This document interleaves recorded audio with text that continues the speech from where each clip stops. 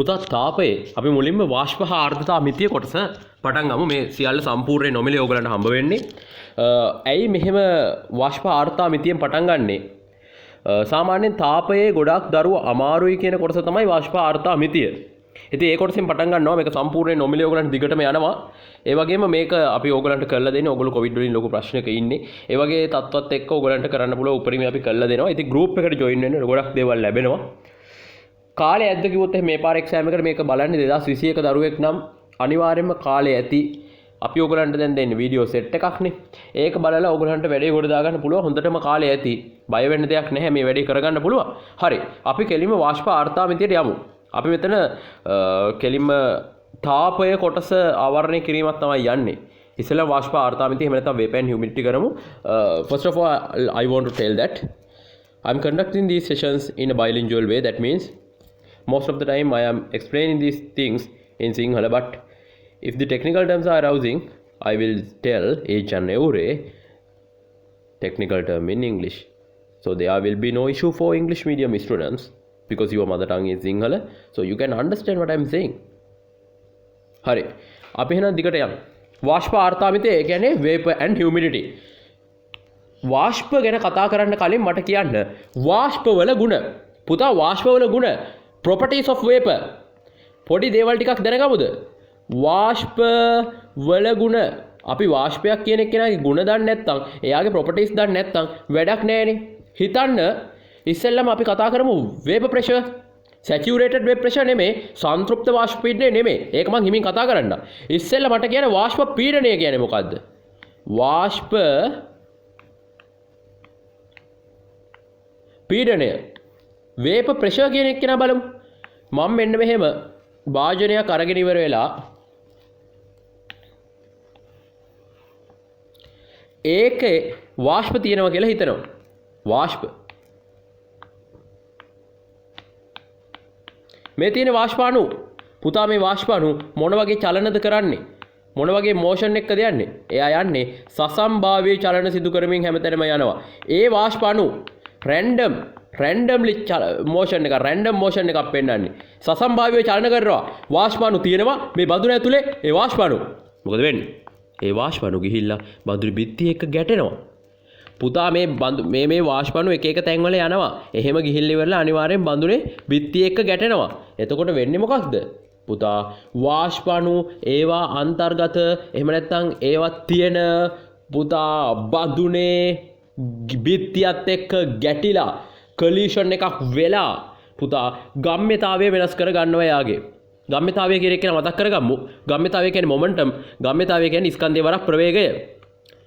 එතකොට මේකේ දිශාව ගම්ම්‍යතාවය කියන්නේ දෛශිකයක්. කොහොමද මෙතන දිශාවත් වෙනස් වෙනවා.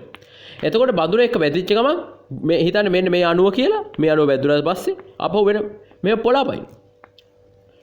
පණිනකොට විසික් වෙනකොට අනිවාර්යෙන් දිශාභාව වෙනස් වෙනවා. එතකොට වායු අණු ගිහිල්ලා බිත්තියේ වැටෙන වෙලාවට වැදෙන වෙලාවට ගම්ම්‍යතාවය වෙනස් වෙනවා. ගම්ම්‍යතාවය වෙනස් වීමේ ශීඝ්‍රතාවය අපි මොකක් කියලාද කිව්වේ? rate of change of momentum. ගම්ම්‍යතාවය වෙනස් වීමේ ශීඝ්‍රතාවය මොකක් වෙනවද? බලයක් වෙනවා. පීඩනයක් බලයක් වෙන්න නම්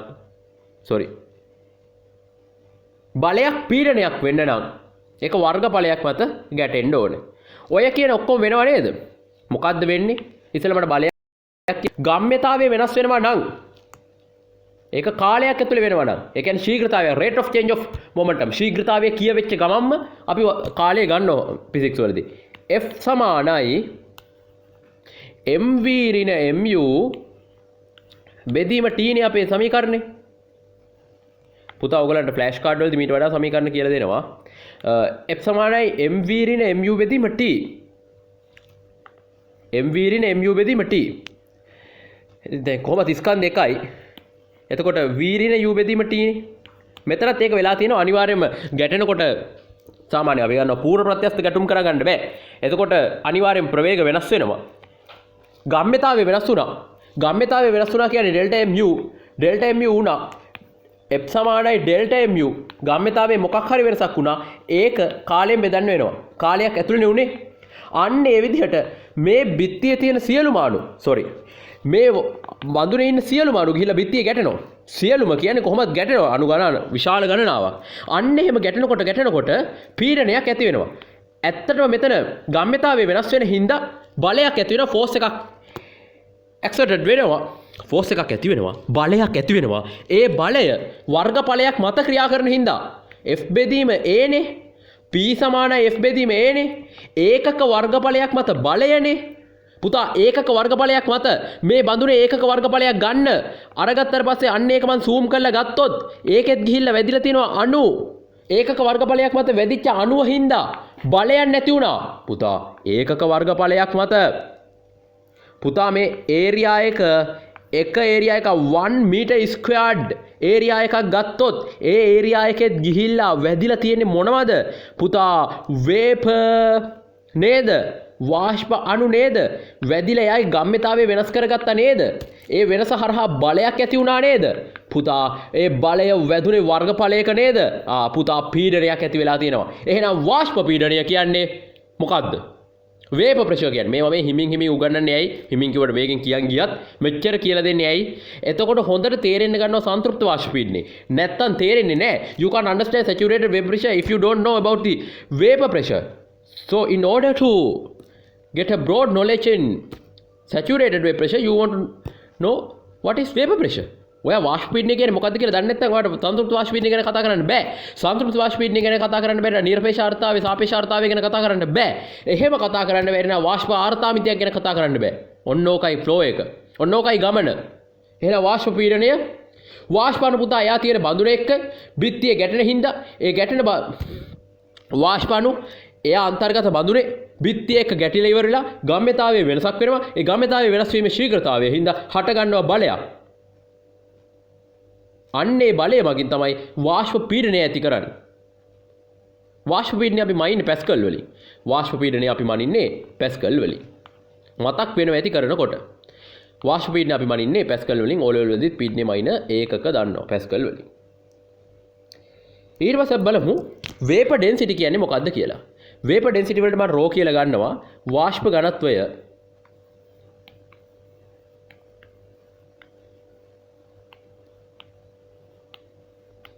vapor density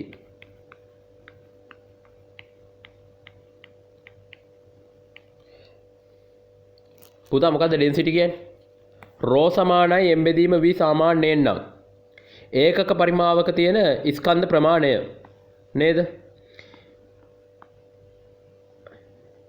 අපි යුනිට් වොලියුම් එක තියෙන මෑස් එක අරගෙන තමයි මේක කියන්නේ ඉතින් බලමු ඒකක පරිමාවක වාෂ්ප කොච්චර ස්කන්ධයක් තියෙනවද කියන එක තමයි එහෙනම් වාෂ්ප ඝනත්වය වෙන්නේ. අර බඳුනේ තිබ්බ වාෂ්ප තිබ්බා. අර බඳුනේ කියන්නේ අපි ඉස්සෙල්ලා ඇඳ බඳුනේ. වාෂ්ප තිබ්බා. පුතා වේප තිබ්බා. වේප. මේ තියෙන්නේ වේප මොලිකියුල්ස් නේද?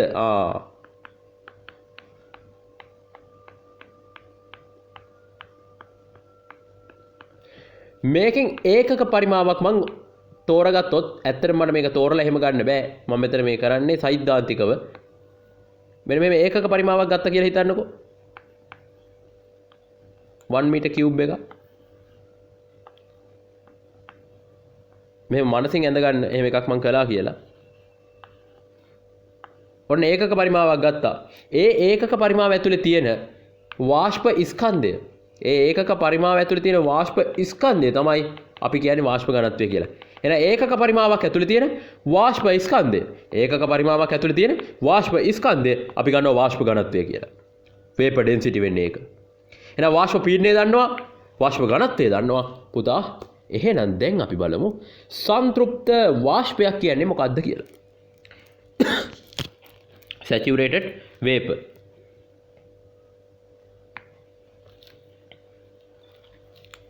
සංතෘප්ත වාෂ්පයක් ගන්න බඳුනක්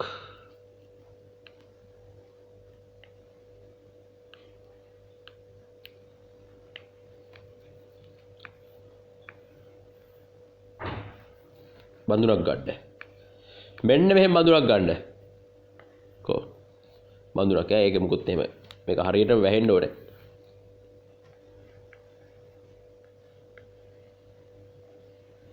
හරි බඳුනක් ගත්තා මේක හරියට වැහිච්ච එක මේ නිකන් මෙන්න මේ විදිහේ බඳුනක්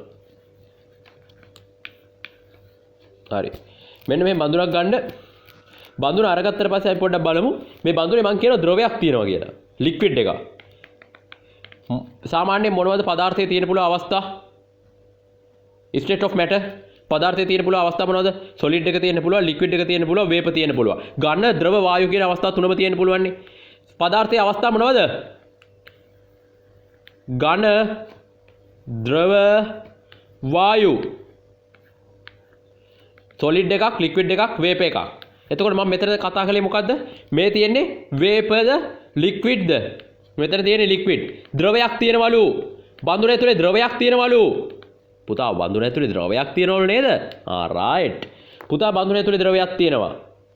පුතා මං කියනවා බඳුන ඇතුලේ වාෂ්පෙකුත් ඉන්නවා කියලා. හැබැයි ඒ වාෂ්පෙ මොකද්ද? පුතා ඒ වාෂ්පෙ මේ ද්‍රවයේ જાතියමයි. මෙතන තියෙන්නේ වතුර නං. මේ තියෙන්නේ වතුර නං. ඒ කියන්නේ මේ තියෙන්නේ ජලය නං, water නං. මේ තියෙන්නේ water වල liquid එක ice එක නෙමෙයි. මේ තියෙන්නේ liquid එක වතුර ද්‍රවයක් විදිහට තියෙන අවස්ථාව. පුතා. එහෙනම් මේ ජලයේ ජල වාෂ්ප. ඒ කියන්නේ සම જાතියයි නේද? එකම જાතිය නේද? මේ පල්ලෙහා ඉන්න ද්‍රවයත් ජලය. ඒ වගේම අපේ වාෂ්පෙත් ඔව් පුතා ඒවා ජල වාෂ්ප. ඒ වේප එකත් අපේ සේම් එකක්. ඔව් පුතා ඔන්න දැන් තියෙනවා වාෂ්ප අණු වැඩි කියන්නේ මෙන්න මෙහෙම එකක්. පුතා අපි කියනවා සාමාන්‍යයෙන් වාෂ්පයක්. මේ තියෙන විදිහට තියෙන වාෂ්පයක්. මේ තියෙන වාෂ්ප ජල වාෂ්ප. මම මේක ජලය ගත්තේ. ජලය ගත්තා නම් මෙතන තියෙනත් උනේ ජල වාෂ්ප. අපි කතා කරන්න යන්නේ සංතෘප්ත සැචුරේටඩ් එකක් ගැන. අන්න ඒ වෙලාවට මේක කතා කරන්න අනිවාර්යයෙන්ම එකම જાතිය වෙන්න ඕනේ. එතකොට ජල වාෂ්ප තියෙනවා, ජලය තියෙනවා. වාෂ්පයක් එයාගේ සමජාතීය ද්‍රවයත් එක්ක, ඒ කියන්නේ ජලයත් එක්ක ගතික සමතුලිතතාවයේ ඉන්නකොට මොකද්ද පුතා? ගතික සමතුලිතතාවය? ඔව් dynamic equilibrium. dynamic equilibrium. thermodynamic equilibrium. ගතික සමතුලිතතාවයේ ඉන්නකොට පුතා අපි අන්නේ ඒ වාෂ්පයට කියනවා සංතෘප්ත වාෂ්පයක් කියලා. මොකද්ද මං කිව්වේ? වාෂ්පයක්. වාෂ්පයක් කියන්නේ මෙතන නෑ ජල වාෂ්ප. වාෂ්පයක් එයාගේ සමජාතීය ද්‍රවයත් එක්ක. එයාගේ සමජාතීය ද්‍රවයේ ජලයම තමයි. එහෙනම් සමජාතීය ද්‍රවයත් එක්ක ගතික සමතුලිතතාවයේ ඉන්නවනම් වාෂ්පයක් එයාගේ සමජාතීය ද්‍රවයත් එක්ක ගතික සමතුලිතතාවයේ ඉන්නවනම් ගතික සමතුලිතතාවය පෙන්වන්න අපි මෙහෙම අඳිනවා. ගතික සමතුලිතතාවයේ ඉන්නවනම් අපි කියනවා පුතා ඒ වාෂ්පේ සංතෘප්ත වාෂ්පයක් කියලා. එහෙනම් මෙතන තියෙන වාෂ්පයේ ඇත්ත නම මොකද්ද? සංතෘප්ත saturated vapor. සංතෘප්ත වාෂ්පයක්. saturated vapor තමයි මෙතන තියෙන්නේ. එහෙනම් පුතා තව දෙයක් මෙහෙම කියන්න පුළුවන්. දැන් මේක අපි කිව්වා saturated vapor දන්නවා. මොකක් හරි වාෂ්පයක් එයාගේ සමජාතීය ද්‍රවයත් එක්ක ගතික සමතුලිතතාවයේ එහෙම නැත්නම් dynamic equilibrium එකේ ඉන්නවනම් අන්න ඒ වෙලාවට තියෙන වාෂ්පයට අපි කියනවා සංතෘප්ත වාෂ්පයක් කියලා. අන්න ඒ වෙලාවට තියෙන වාෂ්පයට අපි කියනවා සංතෘප්ත වාෂ්පයක් කියලා. ඒක තව පොඩ්ඩක් එහාට යන්න පුළුවන්. මොකක් හරි වාෂ්පයක් සංතෘප්තයයි කියලා අපි කිව්වොත්, මොකක් හරි එකක් saturated vapor එකක් කියලා මම කිව්වොත්, මොකක් හරි වාෂ්පයක් සංතෘප්ත වාෂ්පයක් කියලා මම කිව්වොත් එහෙම ඒකේ පුතා තේරුම මොකද්ද? පුතා what is the definition or what is the meaning of a saturated vapor? මම මොකක් හරි වාෂ්පයක් සංතෘප්තයි කිව්වොත් එහෙම ඒකේ තේරුම තමයි පුතා හිතන්නකෝ T කියන උෂ්ණත්වය තියෙන්නේ කියලා ටෙම්පරේචර් එක. පුතා අන්නේ T කියන උෂ්ණත්වයේදී එහෙම නැත්නම් පුතා අදාළ උෂ්ණත්වයේදී හිතන්න සෙල්සියස් අංශක 30 කියලා. ඔව් පුතා සෙල්සියස් අංශක 30 දී නැත්නම් T උෂ්ණත්වයේදී නැත්නම් සෙල්සියස් අංශක 45 දී ඕනේ උෂ්ණත්වයකදී පුතා අපි සලකන පරිමාවට දරා ගන්න පුළුවන් උපරිම වාෂ්ප ප්‍රමාණය maximum vapor quantity එක තියෙනවා නම් අපි කියනවා ඒක සංතෘප්තයි කියලා. එහෙනම් පුතා සංතෘප්ත වාෂ්පයක් තියෙනවා කියන එකේ අදහස සංතෘප්ත වාෂ්පයක් එහෙම නැත්නම් saturated vapor එකක් කියන එක. saturated vapor කියන එකේ meaning එක වෙන්නේ අදාළ උෂ්ණත්වයේදී සෙල්සියස් අංශක 30ද 45ද 100 සෙල්සියස්ද ප්‍රශ්නයක් නැහැ. ඒ අදාළ උෂ්ණත්වයේදී සලකා බලන පරිමාවට සලකා බලන්නේ V පරිමාවක් නම්, සලකා බලන්නේ ඝන මීටර් 100ක් නම්, සලකා බලන්නේ ඝන මීටර් 1000ක් නම්, සලකා බලන්නේ ඝන මීටර් ලක්ෂයක් නම් සෙල්සියස් අංශක 30 දී හරි 45 දී හරි මොකේදී හරි අදාළ උෂ්ණත්වයේදී සලකා බලන පරිමාවට දරන්න පුළුවන් උපරිම වාෂ්ප ප්‍රමාණය තියෙනවා නම් අපි ඒ කියනවා ඒක සන්තෘප්තයි කියලා. එහෙනම් සරලව කියනවා නම් මොකක් හරි පරිමාවක් අරගෙන ඉවර වෙලා ඒ පරිමාවට දරන්න පුළුවන් උපරිම වාෂ්ප ප්‍රමාණය තියෙනවා නම් ඒ උපරිම වාෂ්ප ප්‍රමාණය අපිට කියන්න පුළුවන් උෂ්ණත්වයත් එක්ක. එහෙනම් සෙල්සියස් අංශක 30 දී මම ගත්ත මේ පරිමාවට මම ඒ පරිමාව කියන්නේ V පරිමාවක් කියලා. ඒ V පරිමාවට දරන්න පුළුවන් උපරිම වාෂ්ප ප්‍රමාණය දරාගෙන ඉන්නවා නම් ඒ වේප ටික තියෙනවා නම් ඒ වේප ක්වොන්ටිටි එක මැක්සිමම් වේප ක්වොන්ටිටි එක නම් අන්නේ වෙලාවට යා සන්තෘප්ත වෙලා තියෙනවා. ඒක තමයි සන්තෘප්තය කියන්නේ. සැචුරේටඩ් වේප කියන එක කියන තේරුම ඕක. ඔය දේ දන්නවනම් ඊට පස්සේ සන්තෘප්ත වාෂ්ප ඝනත්වය කියන එක නා අදින්න පුළුවන් ප්‍රස්ථාර විදිහට. ඊට කලින් මම පොඩි දෙයක් කියන්නම්. පුතා සන්තෘප්ත වාෂ්ප ඝනත්වය. ඒක අපි රෝ S කියනවා. saturated vapor density කියන එකේ තේරුම. saturated vapor density කියන එකේ තේරුම තමයි රෝ S කියන එකේ තේරුම. ඒ කියන්නේ සන්තෘප්ත වාෂ්ප ඝනත්වය. මම මේක රෝ S කිව්වොත් සන්තෘප්ත වාෂ්ප ඝනත්වය කියන එක නා පුතා හොඳට මතක තියාගන්න. උෂ්ණත්වයත් එක්ක ශීඝ්‍රයෙන් වැඩි වෙනවා. ටෙම්පරේචර් එක වැඩි වෙද්දී ශීඝ්‍රයෙන් වැඩි වෙනවලු. පුතා උෂ්ණත්වයත් එක්ක ශීඝ්‍රයෙන් වැඩි වෙනවා. ඒ වගේම පුතා තව දෙයක්.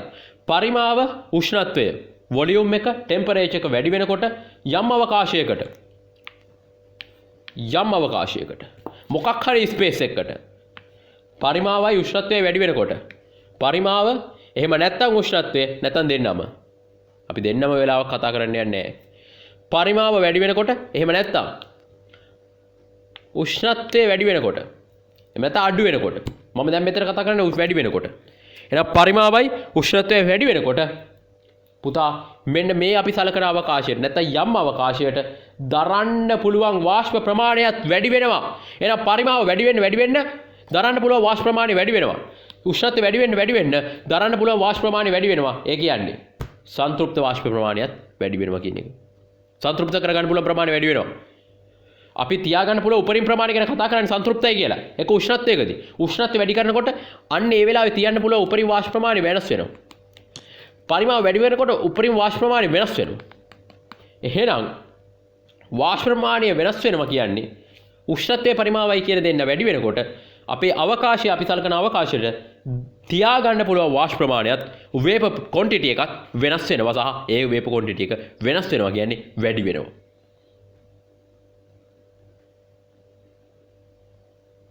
තව දෙයක් කියන්න.